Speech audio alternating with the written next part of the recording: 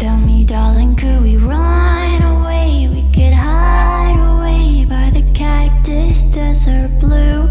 I can see it just a mile away from this crowded place. I could lay there next to you.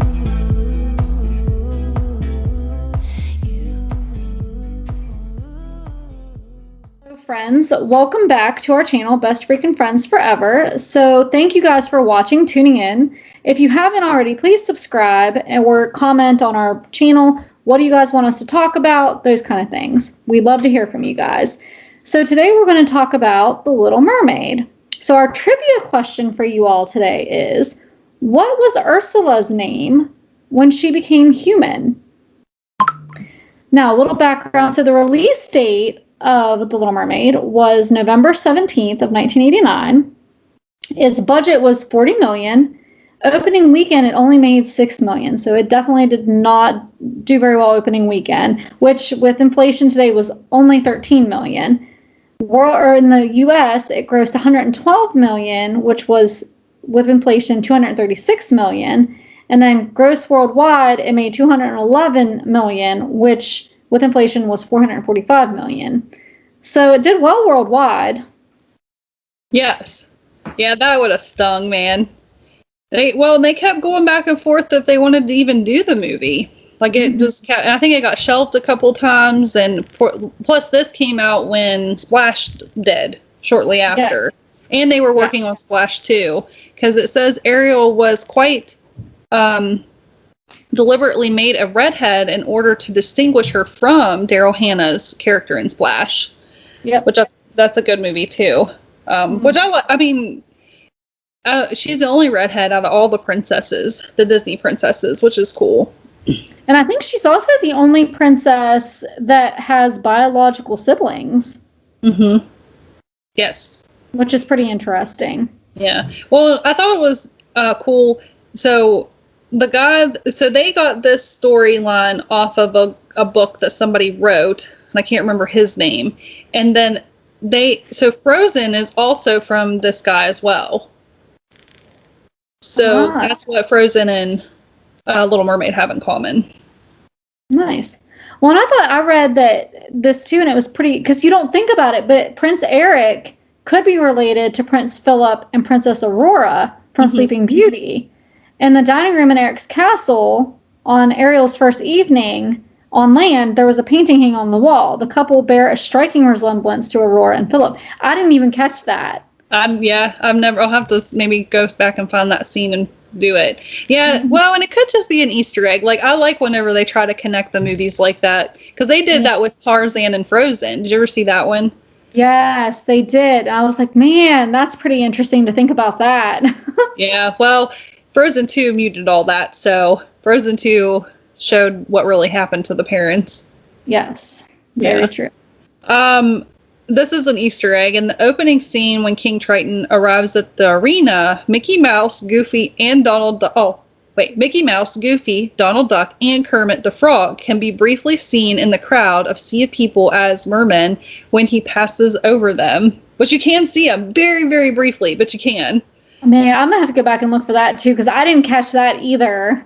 And that's a big scene. Well, and even like the dress Ariel wears on her dinner with Eric, it's a combination of different dresses worn by every Disney princess prior to her. So the puffy sleeves with the diamond designs are similar to the sleeves on Snow White's iconic dress. The light pink color comes from Cinderella's mother's dress, the one on the stepsisters rip apart. And then the full skirt and draping are from Cinderella's famous ball gown. And finally, the off-the-shoulder neckline and long pointed sleeves were inspired by Princess Aurora's royal ball gown, which I did not know either. So they just try to pay homage. Right. Yeah, that I read that too, and I like that because I like all the dresses. I like that they use different pieces from. That's cool. But I like her dress that she wears when she goes to visit the village with Eric.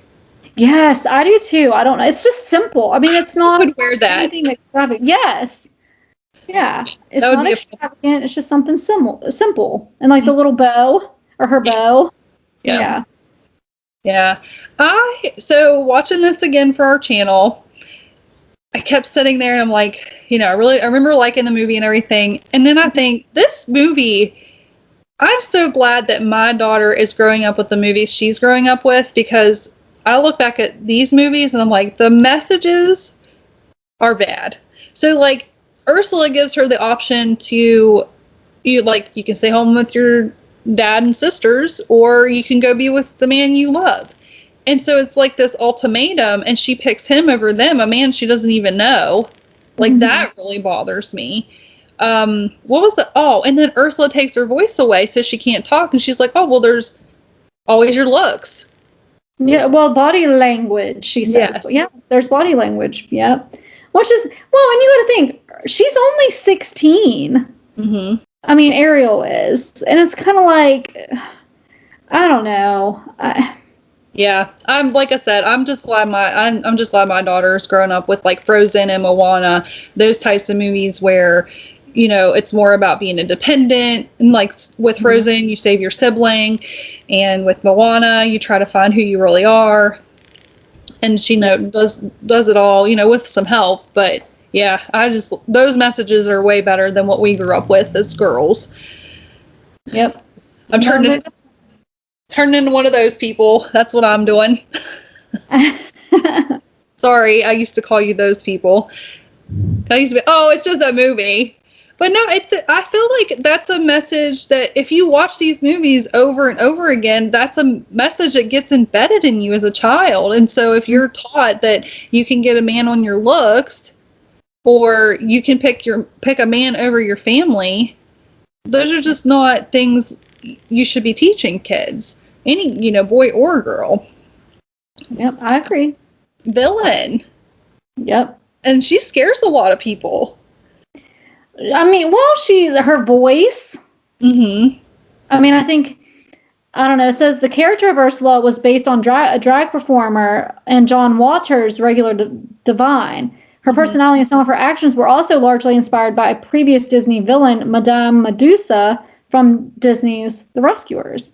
So, I mean, but yeah, I don't know, I think she's the first, well, not the first villain, but yeah, she really goes after Ariel, and she definitely wants King Triton. Mm-hmm. I think that's it. In the grand scheme of things, that's really what she wants. She wants him. Right. Yeah, she's just got to start out small and work her way up. Right. And she thinks by getting through Ariel, she'll get him. And she did for a short time. Yeah. I don't know, like, I know it's going to sound crazy, but she's beautifully drawn. It's a beautiful character. And I saw I looked at the concept art for her before they came up with doing the half octopus, half human part, like where they decided to do that. And they were first trying to do her as a fish, like Ariel and everybody else in the kingdom. So half human, half fish. And they kept doing sketches of that. I'll try to put them on screen if I can find them again. But then they somehow went with her being half octopus. But she doesn't, she only has 6 legs, 6 tentacles. Yeah. Some people say that they're counting her arms as 7 and 8. Yeah. Which maybe, I mean, who knows? Right. Well, I guess the real reason behind why she had 6 is because 2 things. It was cheaper, and it was easier to draw 6 legs than 8 legs. But I like that it worked out that way, though, because like her arms, I mean, that counts to me. So yeah. Well, and her movements, man, I'm telling you, it's pretty cool. Mm-hmm. Like I mean, the way they did that, I mean. Yeah, that's why I was saying, like, her scene and stuff where she's taking the voice, and yeah, I just think, yeah. Well, out of all the scenes, I just feel like it was just more, I don't know, because like even with Sebastian's, as a kid, I remember that being like vibrant and a lot of color, and I rewatched it, and I'm like, it seems so dull, doesn't it? Like compared to Lady and the Tramp, even. Oh, yeah, for sure. And I don't know why, because Lady and the Tramp was much older than this one. And how he's like the overprotective father, because you're like, oh my gosh, he's so mean, like just let Ariel be Ariel. But it's kind of like 10 Things I Hate About You that we did. I get it. He went about the wrong way, and protecting her, but that's ultimately his goal, is to protect her because he knows how humans can be. We're vicious. And that's all he was doing, was wanting to protect her and wanting to not to, of course, the big thing is you never want your child to be heartbroken and then to possibly be killed or trapped or whatever humans could possibly do to her. But I like, at the end, of course, they all come together. Both of the worlds get to come together. Yep.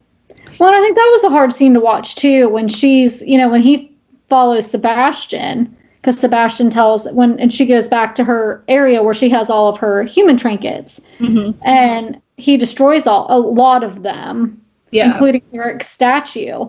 Oh, yeah. And she's begging him to stop, and he doesn't. And then he just kind of looks, and I think he knows then that he went too far, but he's like, but I've made my point, and then walks away, and she's crying. And yeah, I mean, that was a hard, scene to watch, because you could tell, she likes all that stuff. That's her. Mm-hmm. That's her personality. That's, right, what she's interested in. Yep. Well, and Ariel, talking about her being the only one to have sisters, she's also the only princess to have a child. Oh, that's true. Yep. So in the other movie, and so when Disney Plus first came out, which I feel like we should probably start saying that, but we watched this on Disney Plus, and when they first came out with Disney Plus, I was like, oh my gosh, I can't wait to watch all the shows that they had. Remember, they had the Lion King TV show, they had Aladdin, they even had Little Mermaid. Well, Disney Plus finally has Little Mermaid. I can't wait to sit down and watch the Lion King. I remember liking Oh yeah, the Lion King. I like that too. No, that one was that wasn't even really Lion King. That was Timon and Pumbaa. That show was like, Simba was in it, but it was mostly them that was that show. It was still good. Mm-hmm. Yeah. What else? Oh, what was your favorite part? I think my favorite parts, I like the little carriage ride, and I like the whole Sebastian song, Kiss the Girl. Mm-hmm. I like that part. And of course the ending, when he finally discovered that it's her, that, he finds her. But I don't know, I like the Kiss the Girl scene with Sebastian singing and everything. Well, yeah, he gets 2 songs in this movie. Yeah, he does. And they were going to make him English. Mm-hmm. And I guess the lyricist or producer was that he speak with a Caribbean accent, when really it was it was a different accent. It's not really Caribbean. And that opened the door to the Calypso style numbers like Under the Sea. And that one actually won the Academy Award. Mm-hmm. Yeah. Well, there was so much stuff that they were going to take out and not keep in. And, mm-hmm. Of course, but I feel like that happens so much when they make these movies. They're always constantly trying to figure out what they're going to keep and not. There's stuff we probably never seen and wish they would have kept in. Oh, I'm sure. Yeah. Because they were going to take out part of your world, weren't they? Are they? Yes. Yes, they were going to take that whole thing out because they did a test screen, and a kid had dropped their popcorn and was more worried. The kid was more worried about cleaning up the popcorn than watching the movie, and that says something when a kid. But they redid the test and did it with adults, and they kept it in because it did finally test like they needed it to. Which is a good scene. It is a good scene. Yeah. I don't remember being bored as a kid watching it. I remember liking that scene. I liked her talking about, I meant to bring a fork. I meant to bring a fork and go, what's this, Shelley? Dingle hopper. Dingle hopper. My favorite scene is, I know this is going to be funny, is in the kitchen when the chef is cooking. I like that scene. I always am excited to see it. It's a good one. I just don't know. I don't know why. I just like it. It's a good scene because you get to see the cook and how frustrated he is and wants Sebastian, and you're like, okay, is Sebastian going to get out of this? Right. Well, he has his own little song too. The chef does. Mm-hmm. Well, even at the end, they have their own little scene. Oh, yeah. Yeah. Yep. I love the dog. Eric's dog is so cute. Mm-hmm. I like the dog too. Well, and I like how when he finds Ariel the first time, because he starts barking, and Eric's like, what's up? Come back, like, Because the stop. dog knows. Yeah. Yep, he knows that that's the girl that saved him. Well, and I thought it was interesting that they, like, when she was having her, like you said, when she had her voice taken and stuff, and I don't know why this bothered me, but, like, and her coming out of the ocean. Yeah. Like, I'm just like, oh my gosh, like, this is a Disney movie, like, holy cow, like, I don't know, and then her having to find the tarp and stuff, or the sail, or whatever it was, and I'm like, wow, that's kind of, I don't know, that's kind of risque for Disney at that point. I mean, I don't know, maybe not, I don't know, and I've never noticed that before, but, like, when she's getting her legs, and she goes from the fin to the leg, and it's almost like she's, like, in the womb, I don't know, and she's changing. Yeah, like, she's in that bubble. I think it's like an air bubble to help her breathe. I'm like, so holy cow. I was like, okay. Yeah, that's a pretty, because I think so too. That's a pretty risque scene for Disney. I thought it was. And I mean, I never thought that before, but watching it as an adult, I was like, wow. Well, 10 Things I Hate About You. I'm surprised that it's on Disney Plus. Because they have some little punchlines that they do that are more adult. All right. So earlier, Shelley asked, what is Ursula's, when Ursula turns into a human, what is her name? What is her human name? And that would be Vanessa. Yep. So that is the answer. Hopefully you guys commented already down below. And all right, so we're done. That is Disney's The Little Mermaid. I'm Tiffany. This is my BFF Shelley. Join us next time, friends, for another great episode.